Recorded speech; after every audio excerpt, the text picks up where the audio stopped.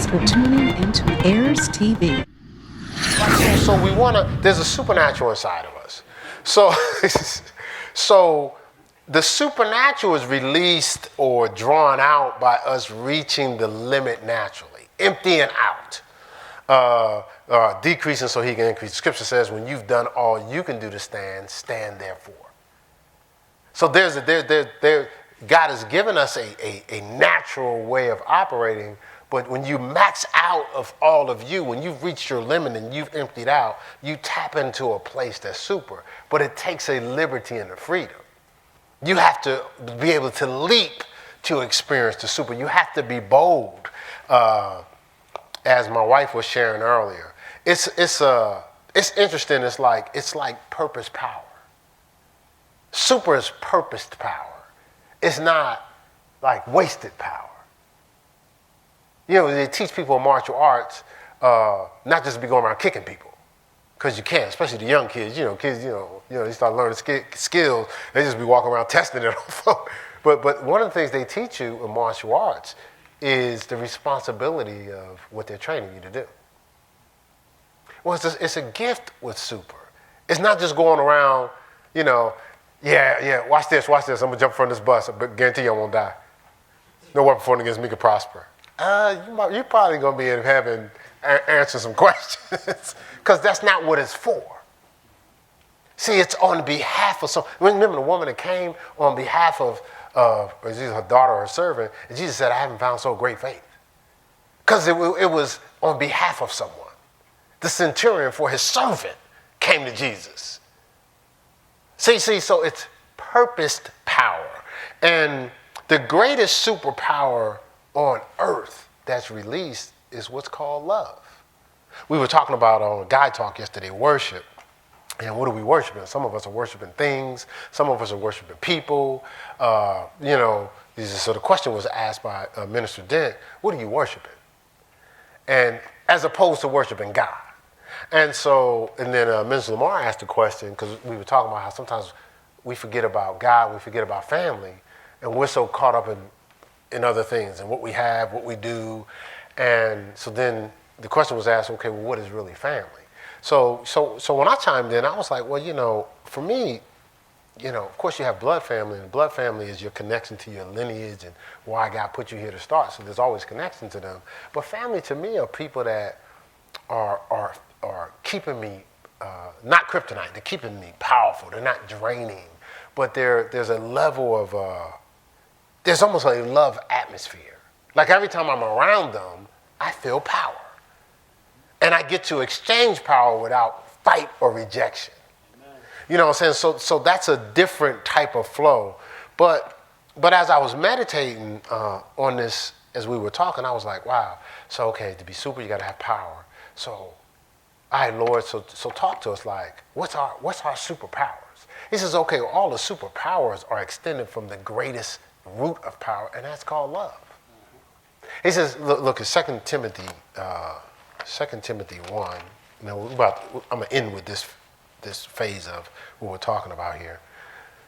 2 Timothy 1, verse 7. It says, for God has not given us the spirit of fear. Right? So if there's fear in you, it didn't come from God. But it came from somewhere. That did not come from God. So if you're consumed with fear, think about somebody trying to baptize you in fear. And the interesting thing is, it's amazing how some of us will tolerate it. Amen. Some of us walk around, I'm just in fear. Almost like how we tolerate lazy. I'm just lazy. We use our powerful words to confess what we don't want. Not only am I being attacked by this, and this is trying to overtake me, but I'm going to use my words to seal it in.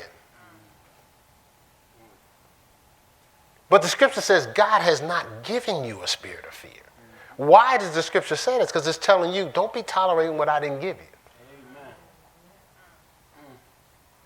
Right? It says, look, and let me tell you, just in case you're trying to wonder if it came from me or not, and if you should endorse it with your words, let me show you what I gave you. Power, love, and a sound, clear thinking mind. So if you're confused, if you're weak, and if you got hate in you, that didn't come from me.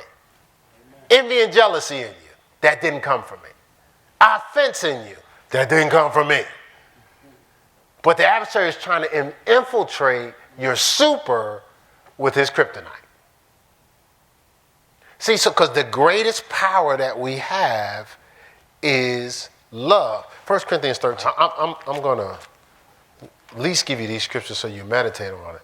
Look, so, okay, if this is the greatest power, look at this. It says, wow. So we're walking in this power, and what does this power do?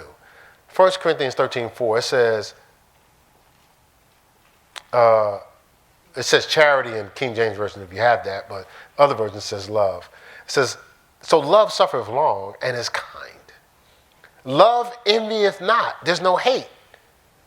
Love vaunteth not itself, is not puffed up, it's not prideful, does not behave itself unseemly, out of character, seeketh not her own, is not easily provoked, thinketh no evil. So seeketh not her own, and it says, and it's not easily provoked. What it's saying is, you're going to be tempted to be pulled into thinking about using the power for yourself.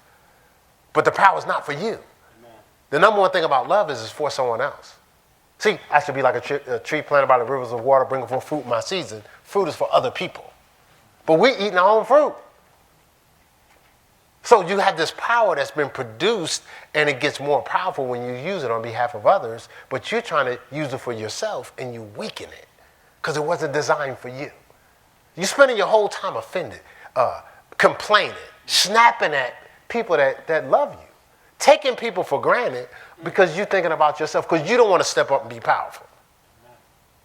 It's not fair. Because love is nowhere in proximity to you. It's all about self. It's all about you. Look, beareth all things. That would be super. Believeth all things. See, nothing is impossible to a person walking in love. Endureth all things. That person, listen, pass every test to get everything God wants them to have. Look, love never fails. See, that's super. That's powerful. Never fails. You know, you watch all the superhero movies now. I was about to say cartoons. Movies now. They always winning. No matter how it look, the moral of this story is we win. No matter how it look, you be like, okay, I'm just waiting to see when they win. But you try to act like they're not just so you can enjoy the movie. But you already know they're going to win, right? But the interesting thing is, so do we. Because love never fails. When it looks crazy. It looks like it's going to take me down. I'm tempted to give up. Well, some love missing. Because if love is there, if your superpower is there, why would you give up? You never fail. No matter how it looks. Look in the movies. No matter how it looks, it seems like they're down for the count. Everybody's believing in, well, there's something that's going to help us to win this. You know, I was watching this is Captain America, so this guy's coming, this is huge. And so you always see, like, it seemed like, so how you going to beat this dude? But they're believing that no matter what the situation is, I can come up with something. That's how God has designed us. 1 John, we're going to end with 1 John 4. So, see, again, that's why superheroes are saving lives, because they operate in love. They feel uncomfortable when people are going through stuff and they can't be there to the rescue. But if you're just thinking about yourself, you ain't rescuing nobody. You ain't thinking about nobody. That's not putting anybody in here down. It's trying to challenge us to get outside of ourselves. Can't believe this happened to me. They did this to me. They didn't think about me. Well, who are you thinking about? They didn't speak to me today. Did you speak? He saw me. Well, that means you saw him. I think about it all the time. Yes, such and such said you didn't speak.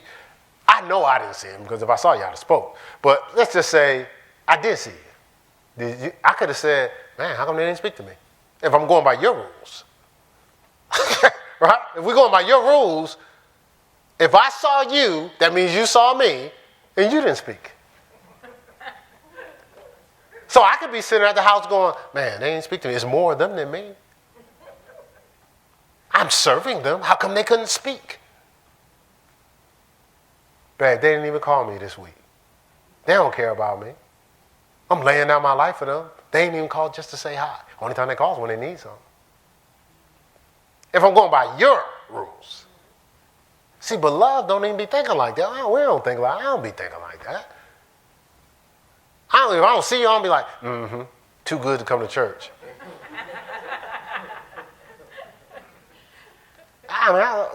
She'll tell you, I tell all the time. This person on vacation, this person's dealing with a family problem, especially when you have a growing church. You got all types of people doing stuff, especially this is summertime. And, some people are panicking because school about to start and things about to start, so they're trying to get it all in. I understand all that. But we don't be sitting around going, not because we're operating in love. Are you? See, you stop thinking outside of yourself. She'll tell you, I don't live a complaining life. I'm not complaining about nothing. And when something crazy happened, she'll tell you, my first reaction is like, oh man, that's crazy. Can't believe that broke. These people will tell you, I don't roll like that. Why? See, super love never fails. It's going to work out. I love the Lord. I'm called according to his purpose. Romans 8. 1 John 4, I said, verse 12.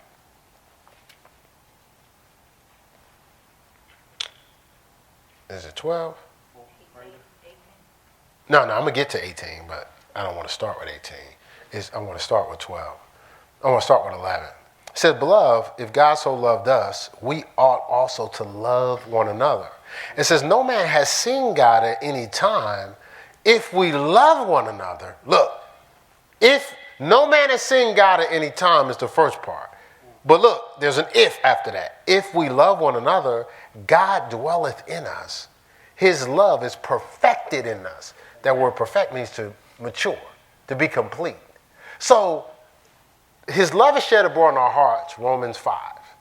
But that love is almost sitting dormant until we place a demand on it by loving others. And once we place the demand on loving others, then that love fills us up. And we start to walk in power. It happened with Jesus. Jesus was going to, because they said somebody was dying. On his way, the woman with the issue touched the hem of his garment. He said, virtue, love, power has gone out of me. The fact that it went out of him means it went through him. The next thing he did was raise somebody from the dead. You think one had nothing to do with the other. They both had to happen. Love had to go through him so he could have enough power in him to raise somebody from the dead. That his love was perfected when he was loving. Now, how would it be if you're selfishing? I know that might not be a word, but I just thought I'd slip that in there. You would think you would lose power. Right? Okay, just make sure y'all still here. And in verse 16, it says, and we have known and believed the love that God has to us. Look, God is love. Now remember, he's dwelling in us. And he is love. God doesn't operate.